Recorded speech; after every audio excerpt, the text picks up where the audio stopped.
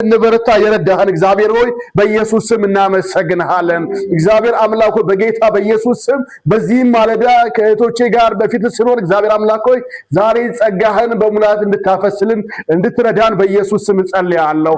እግዚአብሔር ሆይ ቃልህን እየሰማን በቃል ውስጥ መንፈስን እንዲያገኘን የሚያሳርፈው የሚያረጋጋው ከአንተ ጋር የሚያገናኘው ሕያው የሆነው ቃል በኢየሱስ ስም እንዲያገኘን ጸልያለሁ። እግዚአብሔር አምላክ ሆይ መንፈስ ቅዱስ አንተ በሙላት እንድትንቀሳቀስ በኢየሱስ ክርስቶስ ስም ዛሬ ነገራችን እንድትነካ ለነገራችን ትንሳኤ እንዲሆን ለነገራችን መሻገር እንዲሆን ለነገራችን መነሳት እንዲሆን አቤቱ በኢየሱስ ስም ጸጋህ እንዲረዳን እንጸልያለሁ። በኢየሱስ ስም ጸጋህ እንዲያግዘን እንጸልያለሁ። በናዝሬቱ ጌታ በኢየሱስ ክርስቶስ ስምና ስልጣን እግዚአብሔር ሆይ ቃሉን እየሰሙ በነበሩት ሁሉ ላይ መንፈስ ቅዱስ ፈስባቸው ተብሎ እንደተጻፈ እግዚአብሔር ሆይ መንፈስ ቅዱስ ቃልህን እየሰማን በላያችን ላይ እንድትመጣ ጸልያለሁ። እንድትቆጣጠረን ጸልያለሁ። ያስተምራቸው ዘንድ መልካሙን መንፈስ ሰጣቸው ተብሎ እንደተጻፈ መንፈስ ቅዱስ በቃሉ ውስጥ አልፈ እንድትነካን እንድታስተምረን መንገድህን ታሳየን ብርሃንህን በውስጣችን እንድታበራ በኢየሱስ ስም ጸልያለሁ። በቃሉ ውስጥ ያለውን ጸጋና ኃይል በኢየሱስ ስም ያገኘን ነገራችን ይቀይረው። ይህ ማለዳ የለውጥ ማለዳ ይሁን። ይህ ማለዳ በኢየሱስ ስም ነገራችን የሚቀየርበት ማለዳ ይሁን። እይታችን የሚስተካከልበት ማለዳ ይሁን። አቤቱ እግዚአብሔር አምላክ ሆይ ያልተገረዘ ነገራችን ሁሉ የሚገረዝበት እግዚአብሔር ሆይ ያልተጣመመ ነገራችን የሚቃናበት ከአንተ ጋር የምንተካከርበት የምንቀርብበት የምንታረቅበት እግዚአብሔር ሆይ በኢየሱስ ስምና ስልጣን ለወናህን ክብርን መገኘትክን የምናገኝበት ሰዓት እንዲሆን ጸልያለሁ።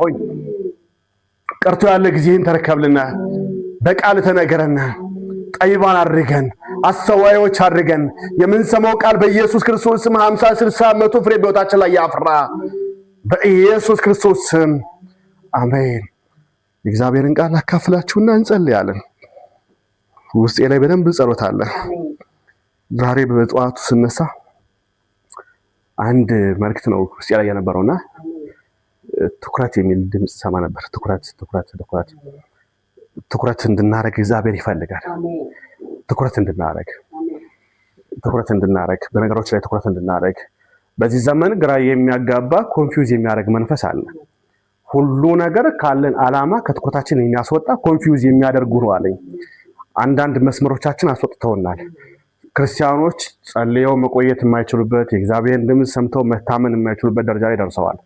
ነገሮች ሁሉ ነገርን የሚያዛቡና ግራ የሚያጋቡ ደረጃ ላይ ደርሰዋል። እግዚአብሔር ደግሞ ከእኔና ከእናንተ ዛሬ ትኩረትን ይፈልጋል። አሜን።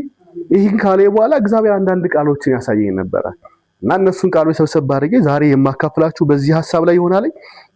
ትኩረታችን በእግዚአብሔር ላይ እንዲሆን እግዚአብሔር ይፈልጋል። ትኩረታችን በእግዚአብሔር ላይ ሲሆን እግዚአብሔር ለኛ የሚያደርገውን ነገርም በሂደት እናየዋለን። መጽሐፍ ቅዱስ በነብዩ መጽሐፍ በኢሳይያስ መጽሐፍ 26 ቁጥር 3 ላይ እንዲህ የሚል ቃል አለ። ልቡን በአንተ የደገፈ ሰው ፍጹም ሰላምን ታደርገዋለህ በአንተም ስለሚታመን ይላል። ልቡን በአንተ ላይ የደገፈ ሰው ፍጹም ሰላምን ታደርገዋለህ።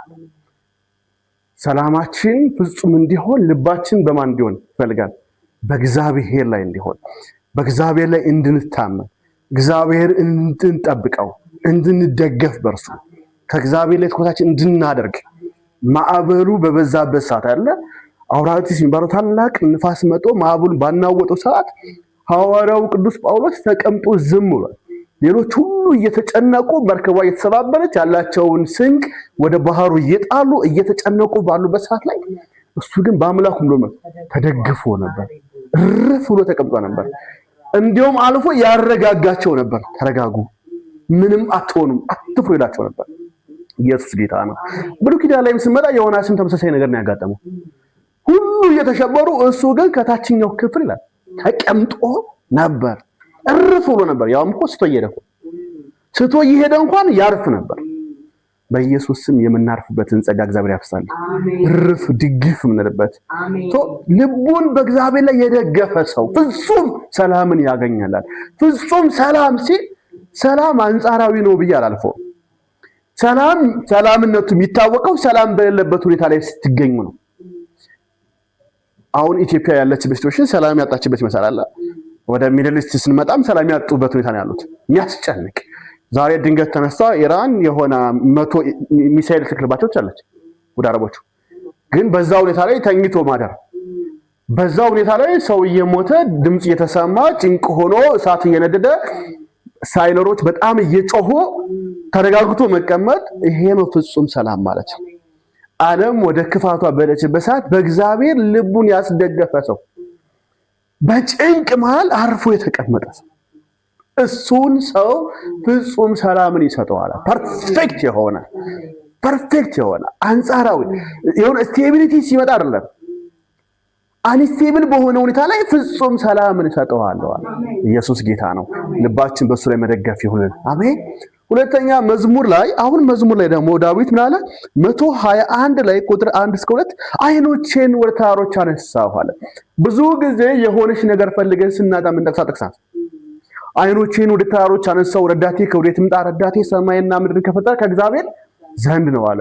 ዳዊት ይሄን በተናገረበት ሰዓት 300 ኃያላን ቀስታቸው የጸና ከሱ ጋር ነበሩ። ከሳኦል የሸሹ ያመለጡ ነበሩ። በተመሳሳይ ሁኔታ ከፍልስጤም ሰራዊት የሸሹ ፍልስጤሞችም እስራኤላውያንም ከእርሱ ጋር ነበሩ፣ በጫካ ውስጥ ነበሩ። ግን የጭንቅ ዘመን ነው። የሚያሳድደው የሀገሩ ንጉስ በዚህ ያሳደዋል፣ ሳኦል ያሳደዋል። በተመሳሳይ ሁኔታ የጌትን ሰው ጎልያድን ስለገደለባቸው ፍልስጤሞች ደግሞ ጠላታቸውን ይፈልጉታል። በሁለቱ አስጨናቂ መካከል እያለ ረዳትን ፈለገ። አይኖቼን ወደ ተራሮች አነሳዋለሁ። አቅም አላቸው ወዳለ፣ ጉልበት አላቸው ወዳለ፣ ፋይናንስ አላቸው ወዳለ ወደ እነሱ አነሳው ፈለግኩ አለ። በአይኖቼ ስፈልግ ከወዴት ይምጣል? የለም። አንዳንድ ጊዜ የዓለም ኃያላን ተነስተውበት በዛን ዘመን የነበረው ኃያል ሳኦል ተነስተውበታል። በዚህ የፍልስጤም ሰራዊት ተነስተውበታል። በአስጨናቂ መሃል በሸለቆ መካከል በምድረ በዳ ላይ ያውም ደግሞ ረሃብ አለ፣ ስደት አለ፣ ውጊያ ውስጥ ነው ያለው። ስንቅ የሚያቀርብለት አካል የለውም። ኢቭን እግዚአብሔር እንኳን ስንቅ የሚገዛበት ቦታ የለውም። በዛ ጭንቅ መካከል ደግሞ 300 ሰው ከሱ ጋር አሉ። አብረው የሸፈቱ ሰዎች አሉ። 300 ኃያላን የሚባሉ አብሮት አሉ። ረሃብ አለ ማለት ነው። እዛ ላይ ወደዛች ሴት ባልየው ብር ልናረው ሸለተ በጎችን ለምን ለብሰው ላክልና ምግብም ላክልም ነው ጠየቀዋል። ናቀው ማን ነው? ዳዊት አለው። ያ ሰነፍ ይላል መጽሐፍ ቅዱስ። ሚስቱ ሰነፍ ነው አለችው። ሰነፍ እዛም እርምጃ ሊወስድ ሲበስግ ጣዩም ሴት ስለነበረች ያን ስቴፕ ተከታተለች። በእጅ እንዳወነብህ ለምን ታሪክን ታበላሻለህ? ሰው ዳዊት ባይቸገረው ይሄን ስቴፕ አይደል እንደ ሽፍታ ይጓዝ ነበር። ግን ስለቸገረው አይኖችን አነሳው አለ። ሁሉም ቦታ ላይ ተስፋ አደረገ። የገዛ ወንድሞቹ እንኳን ሳይቀር ፊታቸውን ዝሮበታል። የሳኦል ሰራዊት ናቸው የገዛ ወንድሞቹ። በጣም የሚገርመው ረዳቴ ከወዴት ይምጣልና ረዳቴ ሰማይና ምድርን ከፈጠረ ከእግዚአብሔር ዘንድ ነው ሲል ከእግዚአብሔር ዘንድ መሆኑን የምታረጋግጡት የሳኦል በኩር ልጅ ከዳዊት ጎን ቆመ። ዮናታን ከጥጉ ቆመ። ለምን? እግዚአብሔር ከዳዊት ጋር ስለቆመ ነው ዮናታን ከሱ ጋር የቆመው። ዳዊትን ዮናታን ስለወደደው አይደለም። ማንም ሰው ስልጣን ይወዳል፣ ንጉስ መባልን ይፈልጋል። አባቱ ቢሞት ስልጣኑን የሚቀጥለው አልጋ ወራሹ እሱ እንደሆነ ያውቃል። ግን እግዚአብሔር ከዳዊት ጋር ሲሆን ማንም ሰው ከዳዊት ጎን መቆም አላቃተውም። መጣ፣ ከጎኑ ቆመ። እግዚአብሔር አምላክ ከእናንተ ጋር ይቆማል። አሜን። ያኔ ሁሉም ሰው ከእናንተ ጋር ይቆማል። የጠላታችሁ በኩር ከእናንተ ጋር ይቆማል። የጠላታችሁ በኩር፣ ያሳዳጁ በኩር ዋናው እኮ አልጋ ወራሹ፣ የመንግስቱ ቀጣይ፣ የመንግስቱ ወራሽ፣ ቀጣዩ ንጉስ ከዳዊት ጎን ቆመ። ለምን ሲል አይኖቹን ከሰው አነሳና በእሱ ላይ አድርጎ ነው ዳዊት። አሜን። አይኖቻችን በኢየሱስ ስም በንጉስ ላይ ማድረግ ይሁንልና በእርሱ ላይ በእሱ ላይ መታመን እና ግራና ቀኙን አይቷልኝ። የገዛ ወንድሙ የልብን ክፋት አውቃለሁ ብሏል። ያ ሳሙኤል ምዕራፍ 17 ላይ ቁጥር 27 ታነቡ ተመለስ፣ አንተን የልብን ክፋት አውቃለሁ። ወደ ንዛ በጎች ተመልሰው ታርኩ ኤልያብ እንደዛ ቦታል። ያ ቃል እኮ ሳሙኤል መጥቶ ዘይት በላዩ ላይ እንዳፈሰሰበት ንጉስ እንዳለ ያውቃል። ያኔ ከቤት እንደተቀባ ያውቃል ኤልያብ። በዚህ ቀን ግን መጥቶ የልብን ክፋት አውቃለሁ ብሏል። የገዛ ወንድሙ ማለት እናት እንኳን የወለደችውን ትረሳለች ባልኩ። ኢየሱስ ጌታ ነው። አይናችንን በእርሱ ላይ በኢየሱስ ስም ማድረግ ይሁንና ብሉይ ኪዳን ላይ ሁለቱን ጥቅስ አንሳብዬ ነው። አዲስ ኪዳን ላይ ስንመጣ ዕብራውያን ላይ ምዕራፍ 12 ላይ ቁጥር 2 ሲናገር የእምነታችን ጀማርና ፈጻሚ የሆነውን ኢየሱስን እንመልከተው አለ። ምዕራፍ 11 ላይ ስለ እምነት አባቶች ከተረከ በኋላ 12ኛው ላይ ሲመጣ ስለ እምነት አባቶች አውርቶ ሲያበቃ እነዚህ አባቶች ያላዩትን እግዚአብሔር በእምነት አይተውት እንደ ሙሴ የፈርዖን የልጅ ልጅ ከመባል ይልቅ አልጋ ወራሽነታቸውን ትተው መንግስታቸውን ትተው ምድረ በዳን ፈልገዋል። አንዳንዶች ነቢያት ደግሞ ቀድመው ጴጥሮስ እንደተናገረው ራሳቸውን ሳይሆን እኛም ብሏል አገልግለዋል። በእምነት እያዩ ያን የመከራ ጉዞ ተጉዘውታል። እኛ ግን ኢየሱስን አይተነዋል። አሜን። እነሱ መቼና እንዴት ባለ ጊዜ እንደሚሆን ተስፋ እያደረጉ ነው። እኛ ግን ተስፋ እያደረግን አይደለም። ሆኖ ነው፣ ተፈጽሞ ነው፣ አልቆ ነው። ኢየሱስ መስቀል ላይ ጨርሶት ነው መንግስቱን አውርሶት አሁን ደግሞ ቤትን ልስራላችሁ አመጣችኋለሁ ብሎ ይሄ የተስፋ ቃል ሰጥቶን ነው። አካሄዱ ተሰውሮ ያልሆነ እንዲሁ እያያችሁት ሄደው ኢየሱስ እንዲሁ ይመጣል ብሎ መላእክት መስክረውለት በክብር ሄደው ኢየሱስ በክብር ቢያጣለኝ። አሜን። ስለዚህ በኢየሱስ ላይ አይኖቻችን እንድናደርግ ይፈልጋል። ደረጃ ዘምረለ ለኛ ግን መሸጊያችን እግዚአብሔር ነው። ያ በአስጨናቂ ሁኔታ ላይ እሱ እንድናደርግ ይፈልጋል። አይናችን በኢየሱስ ላይ እንድናደርግ ሁኔታዎች በጣም የከበዱበት ሰዓት ላይ ያለንበት ዘመን ያለን ባይዘው ዓለሙ ጥንቅጦ የጠፋበት አንዳንድ አስተዋይ ሆነን አይምሮቻችን ከፍተን ስንመለከት የዓለም ኢኮኖሚ፣ የዓለም ፖለቲካ፣ የዓለም ነገር በሙሉ የተበላሸ ነው። የዓለም አይደለም እኛ ሀገራችን ራሱ ትክክል አይደለም። ግን ምን ያስፈልጋል ማለት ነው? አይኖቻችን በእግዚአብሔር ላይ በክርስቶስ ላይ እንድናረግ ይፈልጋል። ይህ ሲሆን በህይወታችን በትክክል የሆነው መንፈሳዊ ሂደትን መር እንችላለን፣ መሮጥ እንችላለን። አይኖቻችን ኢየሱስ ላይ ካደረግን እሱ ላይ ካደረግን ማቴዎስ 14 ላይ ቁጥር 29 እና 30 ስናነበው ጴጥሮስ ኢየሱስን እያየው በውሃው ላይ ወክ አድርጎ ገብቶ ነበር። እያየው ድንገት ኢየሱስ ላይ አይኑ አወጣ፣ ውሃውን ሲመለከተው ምናለ ሰመጠ።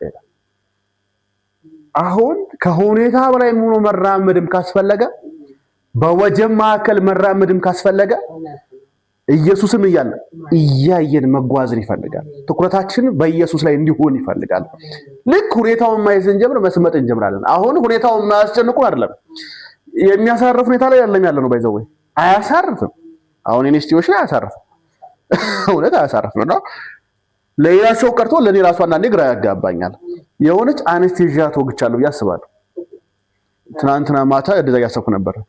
ታክሲ እየጠበቅኩ ሀያት ላይ ቆሜ የሆነ ነገርማ ተወግቻለሁ እኮ እንደዛ አልነበርኩማ። ግን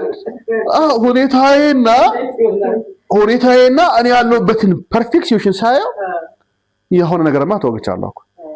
ለምን ድሮ ሳውቀው ራሴን በጣም ምሮጥ የሆነ ነገሮችን ምፈልግ በቃ ገንዘብን ለማግኘት ምንም ሰራ ነበር፣ የሆነች ነገር ለማግኘት ምንም።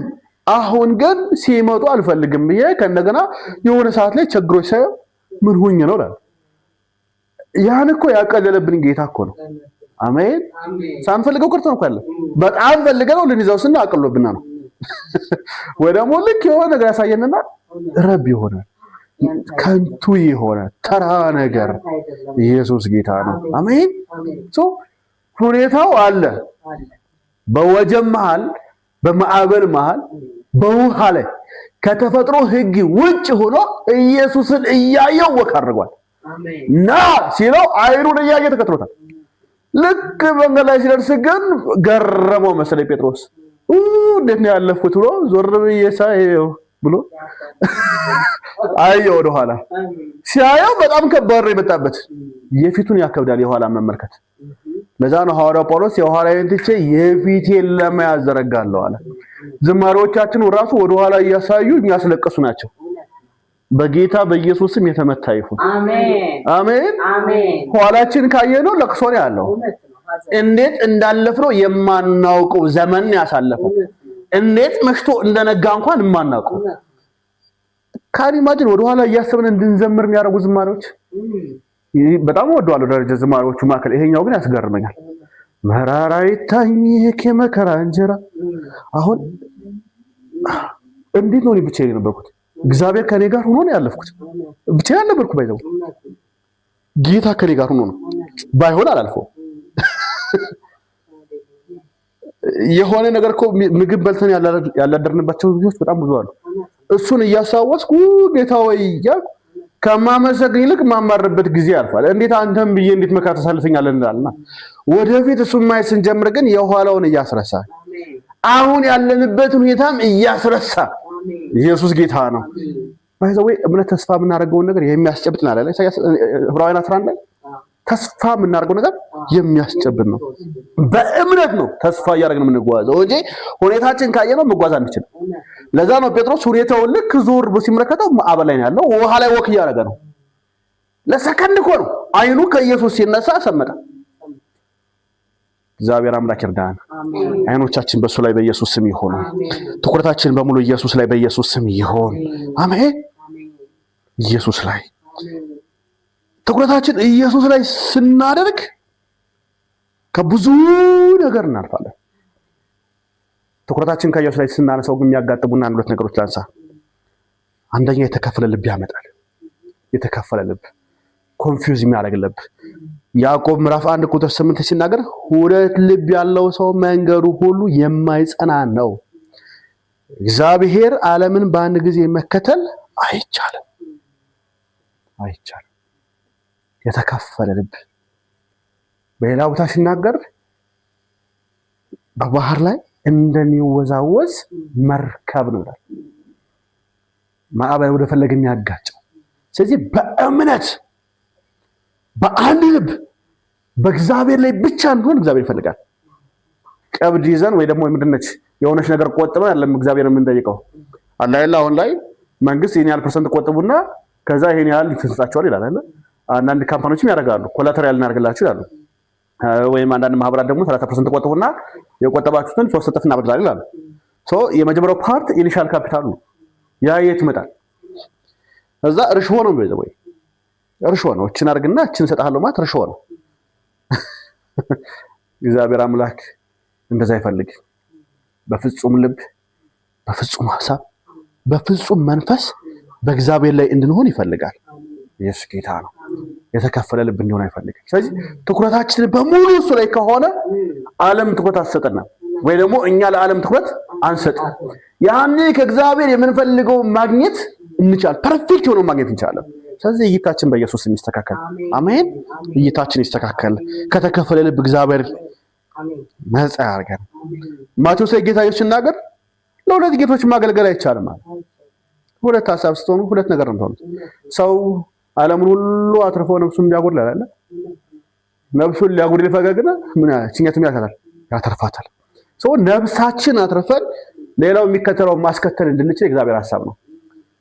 ቢከተልም ባይከተልም ጉዳይ አይሆንም። ያኔ ዋናችን ላይ ኢየሱስ ላይ ከቆምነ አሜን። ኢየሱስ ጌታ ነው። ጌታ ይርዳን። ከሱ ላይ እንድንቆም ጌታ ኢየሱስ የለ መጀመሪያ ጽድቁና መንግስቱን ባይዘው ጴጥሮስን ጥያቄ ሲጠይቀው እኮ በጣም ሀብታም ነበር። ብዙ ቦታዎች ነበሩት። ጴጥሮስ ካሉት ሐዋርያት ብዙ መርከብ የነበረው እሱ አንድ አይደለም የነበረው ብዙ የነበረው እና እኛ ሁሉን ተከተልነ ሲላ አንድ መርከብ ግን ይዟል ጴጥሮስ ራሱ። ጌታ ኢየሱስ የወራሪ ስምዖን የናሲ መርከብ ወደፊት ተጠለቃጋት ሲለው ጴጥሮስ ያቺ መርከብ አለች ማለት ነው። ኢየሱስ በሞተበት ሰዓት ላይ ዮሐንስና ያዕቆብን ይዞ ማሳ ላይ ማጥመድ ሄደው በዛች መርከብ ነው። ምንም እኮ ጥሩ አልተከተለም። መርከብም መረብም ይዞ ነው የሚከተል ያለው። ግን አንድ ጥያቄ ጠየቀው። እኛ ሁሉን ጥለን ተከተልን አለው። ባይዘው አንድ ሪዘርቭ ይዟል። በደንብ አንብቡት ክፍል። ጴጥሮስ ኢየሱስ እስከ ሞተበት ጊዜ ድረስ ሪዘርቭ ይዞ ነው የተከተለው። ከዛ እኛ ሁሉን ተከተልን ሲለው ጌታ ኢየሱስ ነው መጀመሪያ ጽድቅና መንግስቱን ሌላ ሁሉ ይጨመራል። ዋናውን ከሚከተለው ጋር አታወዳድሩት ነው ያለው። ዋናው ላይ ተኮሳረው ሌላው ሁሉ ይከተላችኋል። አሜን። አስተውል ነበር ሐዋርያው ቅዱስ ጳውሎስ ከእስራኤል ተነስቶ እስከ ስፔን ድረስ ወንጌል ሰብኳል።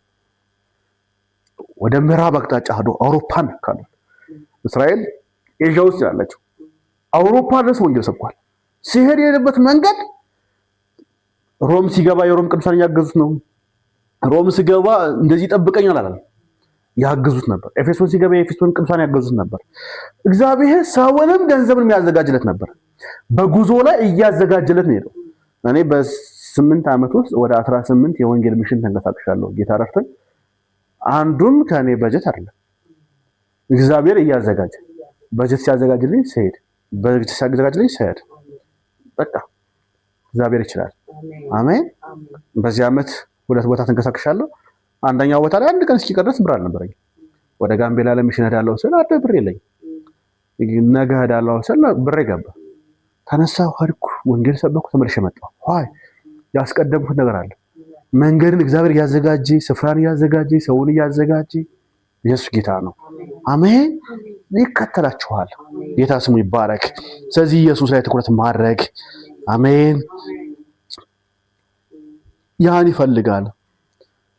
ከዓለም ነገሮች ላይ ትኩረት እንድናደርግ አይፈልግም።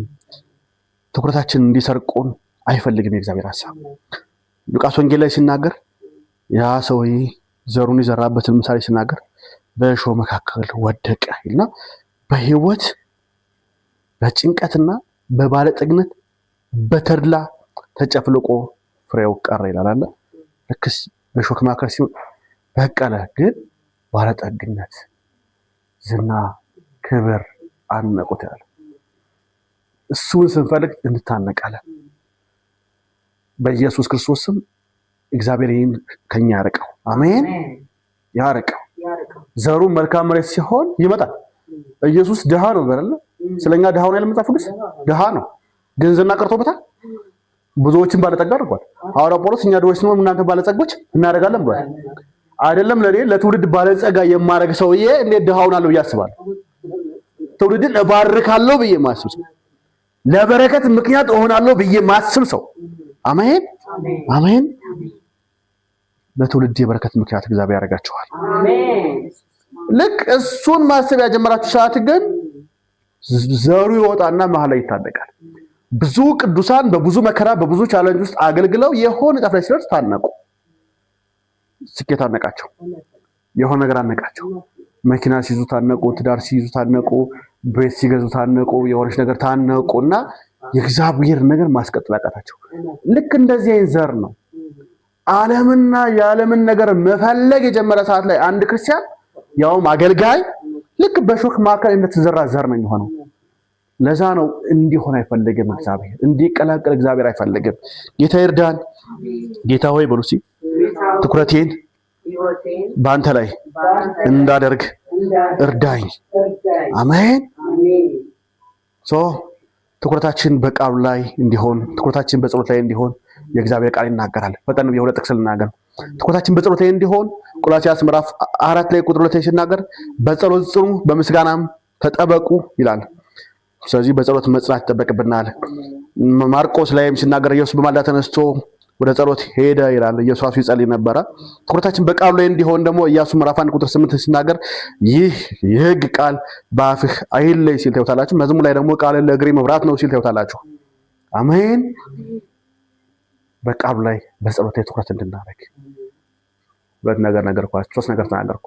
ትኩረታችን በኢየሱስ ላይ፣ ትኩረታችን በጸሎት ላይ፣ ትኩረታችን በቃል ላይ። ያን የዓለም ላይ ያለው ስኬት በሙሉ ወደ እናንተ መምጣት ይጀምራል። አሜን። ተንበርክካችሁ የተከላችሁት ነገር በሙሉ ወደ እናንተ መምጣት ይጀምራል። በጓዳ የሰራችሁት ነው በአደባባይ የሚከፈለው። በስውር የጸለያችሁት በአደባባይ ብላችሁ ያለው እመለሳለሁ። አውጥካሙን አደባባይ ላይ ማየት የምትፈልጉ ከሆነ በጓዳ በስውር ጸልዩ። ይሄ ቃል የከበረ ቃል ነው። የእግዚአብሔር ቃል ሙሉ ሪሶርስ አለበት፣ ሙሉ ሀብት አለበት። የዓለም ጥበብ በሙሉ ከዚህ ቃል ውስጥ አለ። የትኛውም ሳይንስ መነሻው መጽሐፍ ቅዱስ ነው። የትኛው እንደ ፕሮፌሽናል ጥናት ማኔጅመንት ነው። ያ ማኔጅመንት መነሻው ሙሴ የእስራኤል ሕዝብ እንዲመሩ ከአባቶች መካከል ሊደሮችን ሲመርጥ ነው የጀመረው። አካውንቲንግ፣ ሴቪንግ ምናምን የጀመረው መጽሐፍ ቅዱስ ነው። ቁጠባ የሚባለው ነገር የተጀመረው ጌታ ኢየሱስ አለ እንጀራውን አባዛ ሰውን አባዛና በሉ ጠጡ ይላል። የተረፈው ምን አልታለ ሰብስቡና ቆጥቡ ታላላ። ቁጠባ የጀመረው መጽሐፍ ቅዱስ ላይ እኮ ኢየሱስ ጌታ አሜን ነው ወይ? ይቆጠባል። ያስተማረ ኢየሱስ ነው። በልታችሁ የተረፈው ምን አሉት አለ አስቀምጡት። ብሉይ ኪዳን ላይ አትሰብስቡ ነው። አዲስ ኪዳን ላይ ግን ቆጥቡም ብሏል። ቁጠባን ያስተምራል። ሚሊተሪ ሳይንስ ብትሉ መነሻው መጽሐፍ ቅዱስ ነው። ሰራዊቱን ኢያሱ ቤት እንደመሩት አስትሮኖሚ ፈለግ የሚባለው የምታጠኑት መጽሐፍ ቅዱስ መነሻው ነው። ሕክምና መነሻው መጽሐፍ ቅዱስ ነው። በዓለም ላይ ያሉ ሳይንሶች በሙሉ መነሻቸው መጽሐፍ ቅዱስ ነው። ስለ ከዋክብትን ኢዮብ መጽሐፍን ማንበብ ነው። አስትሮኖሚ ለማወቅ መጽሐፍ ቅዱስ ነው። ለዚህ ሁሉ መነሻው መጽሐፍ ቅዱስ ነው። ትኩረታችን መጽሐፍ ቅዱስ ያደረግን ሰዓት ላይ በዓለም ላይ ስኬትን በሙሉ ማግኘት እንጀምራለን። አሜን። ኢየሱስ ጌታ ነው። ዋናችን ላይ ያደረገን የሚከተለው በኢየሱስ የሚከተለናል። ብዙ ስኬታማ የሆኑ አገልጋዮች የእግዚአብሔር ሰዎች ትኩረታቸውን ገንዘብ ላይ አድርገው ያለ የሚወጣላቸው ትኩረታቸው ጸሎት ላይ ቃሉ ላይ ኢየሱስ ላይ ሲያደርጉ እግዚአብሔር ነገራቸውን ማሟላት ጀመራል። ምንጊዜም ራእይ ካለ ቪዥን ካለ ፕሮቪዥን አለ። ራእያችሁ ትክክል የሚሆነው በትክክለኛ ቦታ ሲቆም ነው። ራእይ ያለኝ የሚሉ ሰዎች ብዙ ጊዜ ራእይ ያለኝ ሰዎች የሚሰጡት ትኩረታቸውን ለራእዩ ማስፈጸሚያ ብለው የሚያስቡት ነገር ላይ ነው። ፕሮፐርቲን ሲያስቡ ገንዘብ ብትመጣ የሆነች ነገር ብትመጣ እንድትብቶን ራእይት ስኬታማ ሆና ተሳክታልኝ እንዲሁኝ ይላሉ። አይደለም። ትኩረታቸውን ጸሎት ላይ ያደረጉት እና ቦንኬን መመልከት ይቻላል። አፍሪካ ውስጥ አይደለም ዓለምን አናውጤሩ ቦንኬ ትኩረቱን እዛ ላይ ያደረገው ነው። እግዚአብሔር አምላክ የሆነ ሳምሪ አስነስቶ ሚሊየንስ ዶላር ወደ አካውንቱ አስልኮለት በአንድ ቀን ታሪኩን ይቀየራል። በአንድ ቀን እኮ ኢየሱስ ጌታ ነው። ጌታ ይርዳን። የመጨረሻው ትኩረታችሁን ዓላማችሁ ላይ ያደርጉት። እግዚአብሔር የሰጣችሁን ራእይ ላይ ያደርጉት። ፊልጵስዩስ ላይ ያለውን ቅድም የጠቀስኩት ቃል አለ አይደል? የኋላዬን ሴፍቲን ለመያዝ ዘረጋለሁ እንዳለ ወደዛ መዘርጋት፣ አለመመልከት፣ ወደ ጎን አለመመልከት፣ ወደ ግራ ወደ ቀኝ አለማለት። ያን እግዚአብሔር ይረዳናል። ወደ ግራም ወደ ቀኝም አትበል ይላል እግዚአብሔር። እንዲህ እንድንል አይፈልግም። አንድ ቀጥ ያለ አቅጣጫ ፊት ለፊት ዋናው መንገድ ኢየሱስ እንድናደርግ ጌታ ይርዳን። ያኔ ይሳካልናል። ያኔ ይከናወንልናል። ያኔ በነገር ሁሉ መከናወን እንጀምራለን። ትኩረታችን በእግዚአብሔር ቃል ላይ፣ ትኩረታችን በጸሎት ላይ፣ ትኩረታችን በኢየሱስ ላይ፣ ትኩረታችን በራእያችን ላይ ያደረግን ሰዓት ላይ